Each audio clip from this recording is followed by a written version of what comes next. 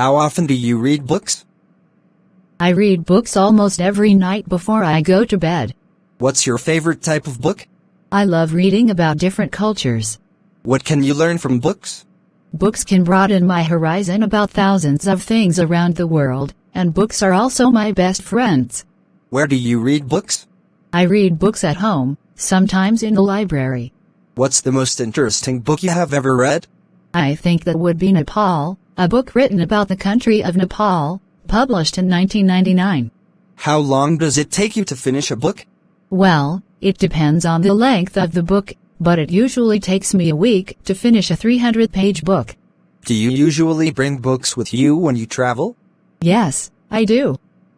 When I'm at the airport or bus station, I read books to kill time. Is there any bookstore or library in your area? Unfortunately, there are none near my house.